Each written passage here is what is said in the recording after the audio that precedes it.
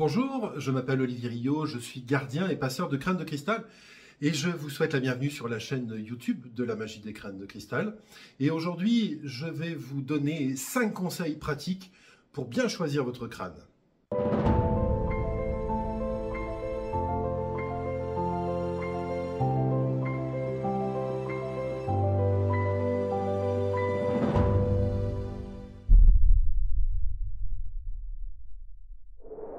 Alors évidemment, si vous avez eu l'occasion de vous intéresser un petit peu aux crânes de cristal, on entend tellement de choses les concernant qu'au moment où on se sent l'envie de devenir gardien ou gardienne et de pouvoir expérimenter l'énergie des crânes, eh bien c'est souvent très compliqué parce que là du coup on se dit mais comment est-ce que je peux choisir, comment est-ce que je vais faire pour reconnaître un crâne, est-ce qu'il en faut un petit, est-ce qu'il en faut un grand, est-ce qu'il me faut une pierre particulière, est-ce qu'il y a quelque chose qui serait mieux adapté pour moi. Bref, c'est souvent très compliqué, d'autant plus que, encore une fois, on entend tout et n'importe quoi concernant les crânes de cristal et sur la manière de les choisir. Et donc aujourd'hui, je vais essayer de vous donner, au travers de 5 conseils très pratiques et très concrets, de vous aider à mieux faire votre choix avec les crânes de cristal. Alors, le conseil numéro 1, oubliez tout ce qu'on vous a dit. Le crâne de cristal, ça n'est pas un objet qui se choisit avec la tête. D'accord ? Ça veut dire que vous allez pouvoir mettre de côté la taille, le poids, l'origine, la pierre, la forme. Vous pouvez mettre de côté tous les a priori que vous pouvez avoir. En fait, ce qui va être difficile, c'est que lorsque vous allez rencontrer les crânes de cristal, il va y en avoir des petits, il va y en avoir des gros, il va y en avoir qui vont avoir des jolies couleurs, il y en a qui vont avoir des pierres qui vous plaisent, il va y avoir des pierres qui vous parlent. Pour certains d'entre vous, si vous êtes déjà un peu à l'aise avec les pierres, certains vont peut-être arriver en se disant « oui, mais moi, c'est le quartz rose qui me fait du bien », ou c'est la labradorite, ou au contraire, c'est la pittersite, ou au contraire, c'est le cristal de roche, etc., etc. Il y en a d'autres qui vont arriver en disant « mais moi j'ai besoin de travailler sur telle problématique et je sais que par rapport à telle problématique, c'est telle pierre qui va faire du bien. Donc du coup, je vais choisir un crâne avec cette pierre-là parce que je sais qu'entre l'énergie de la pierre et l'énergie du crâne, etc., et ben ça va me faire du bien. » Et puis il y en a d'autres qui vont dire « oui, mais alors moi du coup, par contre, je ne vais pas prendre de crânes qui viennent de Chine parce qu'on ne sait pas trop comment c'est taillé, c'est sculpté. C'est probablement des grosses entreprises. Donc moi, il va me falloir du cristal de roche, mais finalement au Brésil, maintenant je sais que ça va être des explosifs. Donc il va me falloir de l'Himalaya, etc., etc. Bref, ça devient extraordinairement compliqué. Et forcément, plus c'est compliqué, plus vous allez vous poser de questions, et plus vous allez vous poser de questions, et plus vous allez être dans le mental, et plus vous allez être dans le mental, et moins ça va fonctionner. D'accord ? Parce qu'un crâne de cristal, ça n'est pas un objet que vous choisissez selon un certain nombre de critères. Le crâne de cristal, c'est une rencontre énergétique et vibratoire avec un objet qui va venir se connecter à vous et qui va vous interpeller. Et donc, vraiment, le conseil numéro 1 que je peux vous donner, c'est vous oublier tout ce qu'on vous a dit pour, du coup, écouter mon conseil numéro 2, qui est de vous laisser uniquement guider par votre cœur. Je pourrais vous donner 10 exemples qui me sont arrivés où je partais avec des idées préconçues en me disant « mais moi, jamais j'aurai de crâne noir. Moi, un crâne qui vient de Chine, c'est hors de question. Moi, un crâne en quartz lemon, c'est-à-dire du verre teinté soufflé, jamais. Moi, un crâne dans cette matière-là, ça ne me parle pas. Ou un crâne qui viendrait de tel endroit, ça ne me parle pas, etc., etc. » C'est-à-dire que comme chacun d'entre vous, moi, quand j'ai démarré avec les crânes, j'avais plein d'a priori.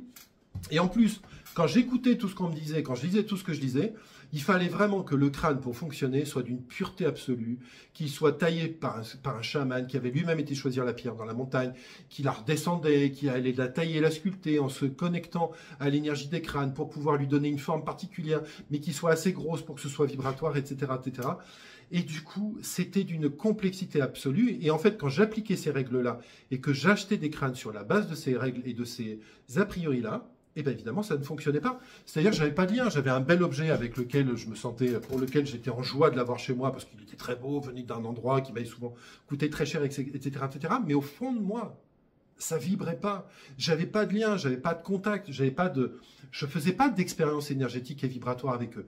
Et pourtant, je continuais à accumuler les crânes selon un certain nombre de critères mentaux. Je voulais un crâne dans la labradorite, je voulais un crâne comme ceci, je voulais un crâne comme cela, etc., etc. Et c'est comme ça que j'ai démarré une espèce de, ce que j'appelle de collectionnite aiguë, c'est-à-dire j'avais eu des appels de crânes, et puis après, c'est le mental qui a repris le dessus, et je me suis mis à collectionner les crânes sur la base de critères mentaux, et non pas du tout d'appels comme j'avais pu avoir la première fois. Et donc, une fois que j'ai fait cette expérience, eh bien, je suis revenu à ce qui est l'essence même de la vibration avec les crânes, c'est-à-dire vraiment le lien d'amour, c'est-à-dire ce qui se passe ici, ce qui vibre à l'intérieur de vous.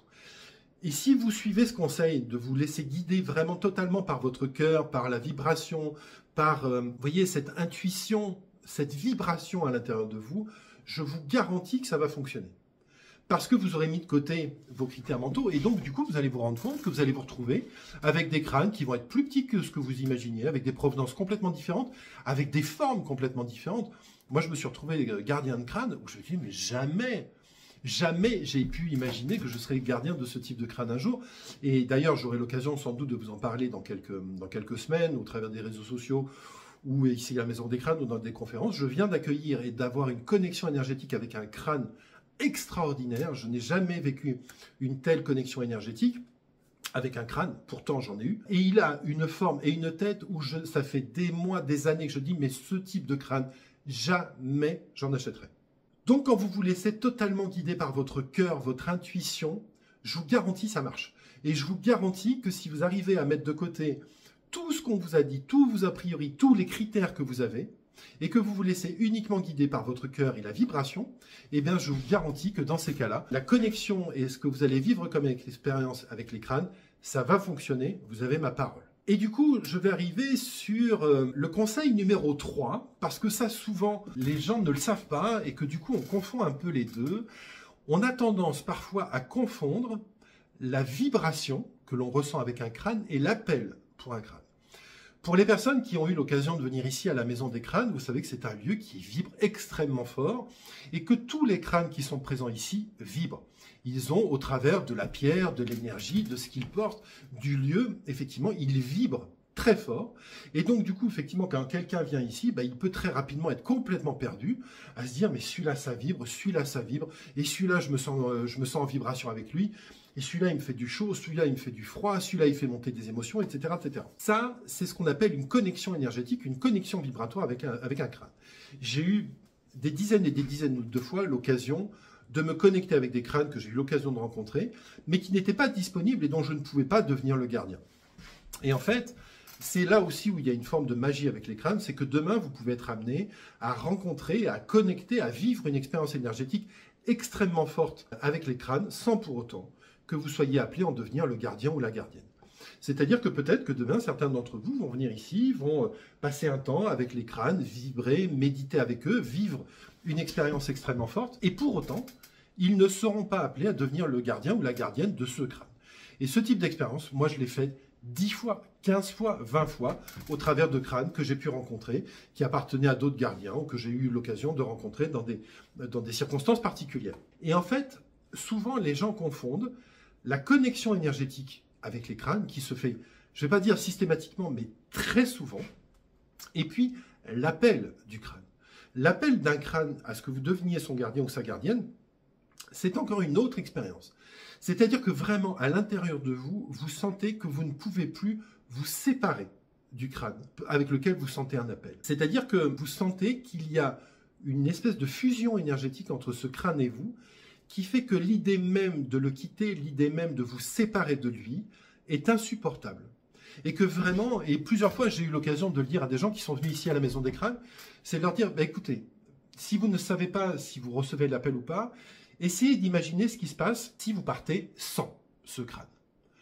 Et donc là, souvent, en fait, ça permet d'éclaircir un petit peu les choses. Les gens, en fait, vont se dire, ouais, effectivement, si je pars sans, j'ai vécu une belle expérience, mais pour autant, je ne me sens pas appelé finalement. Je sens que je peux partir, je serai reconnaissant pour ce que j'ai vécu, mais ça ne va pas me manquer, c'est-à-dire que le crâne ne va pas me manquer. Je peux continuer à vivre sans lui.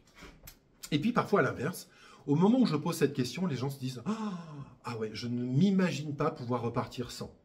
C'est-à-dire que très clairement, il se passe quelque chose à l'intérieur de moi qui fait que très clairement, l'idée même de pouvoir partir sans le crâne m'est insupportable. Et à ce moment-là, alors effectivement, on revient sur de l'émotionnel pur, mais par contre, ça vous donne une indication de la force du lien que vous avez avec ce crâne. Et donc à ce moment-là, effectivement, vous savez que ce crâne vous appelle pour devenir gardien ou gardienne.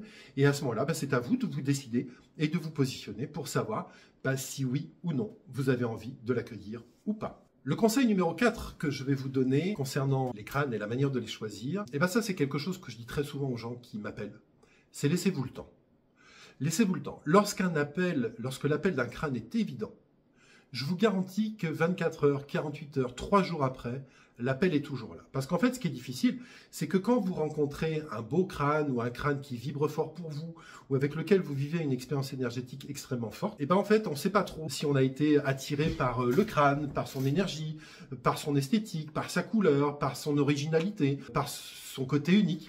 Et donc, du coup, là aussi, le mental va reprendre le dessus et va faire que vous n'allez plus savoir. Dans ces cas-là, vraiment, et je le dis absolument à tout le monde, ne décidez rien. Laissez passer 24, 48, 72 heures. Si vraiment le crâne vous a appelé pour que vous deveniez le gardien, son gardien ou sa gardienne, d'abord, je vous garantis une chose, c'est qu'il va vous attendre. C'est-à-dire que personne ne va vous le piquer. Moi, j'ai vu des crânes disparaître, purement et simplement, pour permettre à son gardien et à sa gardienne d'avoir le temps de l'accueillir. Donc, n'ayez pas peur, si le crâne est pour vous, le crâne vous attendra et il fera en sorte que personne ne vienne l'acheter pendant ce temps-là. Et puis en fait, ce qui va se passer, c'est au bout de 48 ou 72 heures, si en fait vous avez eu un coup de cœur esthétique parce qu'il était beau, parce qu'il était vibrant, parce que etc., mais qu'il n'y avait pas un vrai appel du cœur, vous aurez oublié, vous serez passé à autre chose. Vraiment. Vous n'y penserez plus. Ou alors vous y repenserez, mais ouais en fait, oh ouais non. D'accord? Et en fait, le temps va répondre à la question. Par contre, si vraiment vous avez eu un appel de la part du crâne, je vous garantis que 24, 48 ou 72 heures plus tard, il sera toujours là et que vous n'aurez même pas besoin d'attendre aussi longtemps. Moi, j'ai vu des gens me rappeler au bout de 10, 12, 24 heures, me dire non mais là, c'est évident, il est revenu dans mes rêves, il est dans mes pensées, c'est obsessionnel, je ne pense à rien d'autre, etc., etc. Et donc, vous saurez que vous avez eu un appel du crâne. Donc, conseil numéro 4, laissez-vous le temps, il n'y a aucune urgence, et encore une fois, si un crâne est pour vous, il vous attendra, et c'est le temps qui va répondre à la question de savoir si véritablement vous avez eu un appel, ou si c'était juste un petit coup de cœur, mais qui n'était pas un véritable appel. Et enfin, dernier point et conseil numéro 5, et ce sera le dernier pour aujourd'hui, ne vous laissez pas influencer. Évidemment, il y a beaucoup de gens, et je le vois tellement sur les réseaux sociaux, qui vont vous expliquer ce que le crâne va faire, ce qu'il va vous apporter, à quoi il va travailler, son nom, l'énergie qu'il porte, etc., etc. En fait, tout ça, ce sont des gens qui n'ont envie que d'une chose, c'est de prendre le contrôle sur vous, de vous influencer, avec évidemment un but, alors qu'il soit avoué ou pas, qu'il soit conscient ou pas, qui est de vous vendre et qui est de vous faciliter les choses pour vous vendre plus et vous vendre mieux. Pour les gens qui me suivent et qui me connaissent, vous savez que depuis longtemps que je refuse systématiquement de vous dire quel est le crâne, quel crâne est pour vous, lequel vous devez choisir, sur quoi il va travailler, quel est son nom, etc., etc. Alors c'est vrai que je fais un choix qui n'est pas un choix commercial. Je vous garantis que si demain je commence à dire aux gens « Appelez-moi, je vais vous dire quel est le crâne qui est pour vous. Je vais vous dire quel est son nom. Je vais vous dire sur quoi il va travailler sur vous. » je vais prendre le pouvoir que beaucoup aimeraient pouvoir me donner. Parce que, évidemment, c'est tellement plus facile. On a tellement peur de se tromper quand on accueille un crâne ou un dragon qu'on préfère s'en remettre à l'autre et dire à l'autre « Écoute, décide pour moi. » Parce que si jamais moi je me trompe, vu les prix, vu le machin, vu l'enjeu, etc., je n'ai pas envie de me tromper. Et donc, pour ne pas me tromper, je renonce à mon pouvoir, à ma responsabilité, et je te confie à toi la lourde tâche de décider, de choisir à ma place. Et donc, évidemment, il y a certaines personnes ici qui n'attendent que ça, qui est de décider pour vous, et de vous dire que ce crâne d'1 kilo ou de 2 kilos dans telle pierre ou dans tel sculpteur est celui qui est fait pour vous. Il vous attend, il n'attend que vous. Par contre, il est un petit peu cher, on est désolé. Mais par contre, on vous garantit, c'est celui qui est là pour vous. D'ailleurs, regardez, on sait tellement qu'il est pour vous qu'on va vous donner son nom, on va vous dire sur quoi il va travailler. Et donc, du coup, on va vous conditionner à accueillir le crâne et vous n'allez pas vivre une expérience vibratoire, vous allez vivre une expérience de conditionnement, purement et simplement. Et vous vous serez fait avoir par des marchands qui auront eu comme seul objectif de vous vendre plus et de vous vendre mieux. Donc, ne vous laissez pas influencer. L'énergie du crâne se manifeste à son gardien ou à sa gardienne au moment où celui-ci se présente à lui ou à elle. Donc tous ceux qui vous disent à l'avance, quand ils n'ont pas encore rencontré le gardien ou la gardienne, qu'ils ont déjà le nom, sur quoi ça va travailler, sont des gens qui inventent et qui imaginent ou qui sentent ce qu'il y a dans le crâne en rapport avec eux et non pas en rapport avec le futur gardien ou la future gardienne. Donc Ça, c'est vraiment la règle absolue. Ne vous laissez pas influencer. Alors, je sais que la proposition que je vous fais et que ce conseil numéro 5, il est le plus difficile parce qu'il est celui qui s'en remet à vous. En ce qui me concerne, j'ai une confiance aveugle dans les crânes. J'ai une confiance aveugle en vous et je sais que vous êtes en capacité d'accueillir et de recevoir l'appel des crânes. Et croyez-moi, lorsqu'il y a un appel, c'est une évidence. Et le mental peut être aussi fort que vous voulez. Lorsque l'appel est là, vous n'avez plus aucun doute. Donc, ne vous laissez pas manipuler, ne vous laissez pas influencer, encore une fois, par des gens qui n'ont qu'un seul objectif, c'est de vendre plus, de vendre mieux et de vendre très cher. Ce qui va être important, c'est que l'expérience avec les crânes soit pour vous une expérience vibratoire positive et qui vous amène ce que vous avez besoin de vivre. N'achetez pas un crâne pour avoir un crâne, ça ne sert à rien. Ça va venir à la rigueur augmenter une collection d'objets que vous avez déjà entre tout ce qu'on peut connaître. Et vraiment, n'achetez pas un crâne si vous ne ressentez pas, vous, personnellement, l'appel et qu'il ne se passe pas quelque chose à l'intérieur de vous. Ne laissez pas votre mental l'emporter parce que l'expérience numéro 1 que nous avons à faire avec les crânes, c'est l'expérience de la foi, c'est l'expérience de l'amour et donc c'est l'expérience de la liberté et de la responsabilité. Et si demain, quelqu'un décide à votre place en vous expliquant quel est son nom, à quoi il sert, ce qu'il va faire, eh bien, ce sont des gens qui en réalité prennent le contrôle et vous empêchent de vivre l'expérience fondamentale des crânes, qui est d'abord et avant tout une expérience d'amour. Donc voilà pour le conseil numéro 5, je sais que c'est celui qui fait le moins plaisir et je sais que c'est celui qui plaît le moins, mais croyez-moi vraiment, dans un souci d'honnêteté, c'est celui qui fonctionne le mieux, même s'il est le plus difficile à accueillir et appréhender. Voilà, j'espère que cette petite vidéo vous aura plu, qu'elle vous aura permis d'y voir un petit peu plus clair et pour vous aider dans vos éventuels futurs achats de crâne ou de dragon. Si ça vous a plu, n'hésitez pas à liker, à commenter. Je me ferai un plaisir évidemment de répondre à l'ensemble de vos commentaires. Et puis surtout, n'hésitez pas à vous abonner et à activer les notifications pour être tenu informé des prochaines vidéos qui sortiront sur la chaîne de la magie des crânes de cristal. Je vous remercie, je vous souhaite une très belle fin de journée et je vous dis à très bientôt. Au revoir.